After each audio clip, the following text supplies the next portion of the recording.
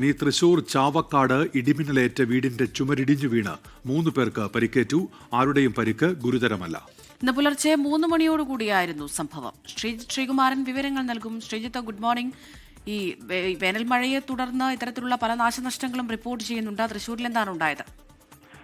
അമൃത, ചാവക്കാട് അയിനിപ്പുള്ളി വീട്ടിൽ അദ്ദേഹത്തിന്റെ പേര് അല്പസമയത്തിനകം നമുക്ക് പറയാൻ കഴിയും. അവരുടെ ഭാര്യ 34 വയസ്സുള്ള സ്മൃതി. അവർ ഗുരുവായൂർ നഗരസഭ മുൻ കൗൺസിലർ കൂടിയാണ്. ജ്യോതി 7 വയസ്സ്, അവരുടെ ഭർത്താവിന് 42 വയസ്സുണ്ട്. ഈ 3 പേർക്കാണ് ഇത്തരത്തിൽ പരുക്കേറ്റിരിക്കുന്നത്. എന്തായാലും ഈ 3 പേരും പുലർച്ചെ 3 മണിയോടുകൂടിയാണ് ഈ ഒരു സംഭവം നടക്കുന്നത്. ഇടിമിന്നലേറ്റ് ആ വീടിന്റെ ചുവർ ഇടിഞ്ഞു വീഴുകയായിരുന്നു. ഇവരുടെ ശരീരത്തിന്റെ ഭാഗത്തേക്ക് ഇടിഞ്ഞു വീണു എന്നാണ് മനസ്സിലാക്കുന്നത്. എന്തായാലും പെട്ടെന്ന് തന്നെ കുടുംബം ഉണരുകയായിരുന്നു. ഉടൻ തന്നെ നാട്ടുകാരെ വിളിച്ചു. പെട്ടെന്ന് ആശുപത്രിയിലേക്ക് മാറിയിട്ടുണ്ട്. ആരുടെയും പരിക്ക് ഗുരുതരമല്ല.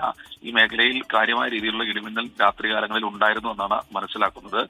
വീടിന്റെ നാശനഷ്ടത്തെ കുറിച്ചുള്ള വിവരങ്ങൾ അല്പസമയത്തിനകം തന്നെ നമുക്ക് ലഭ്യമാക്കാനാകും. ശ്രീകുമാരനാണ് തൃശൂരിൽ നിന്ന് വിശദാംശങ്ങൾ നൽകിയത്.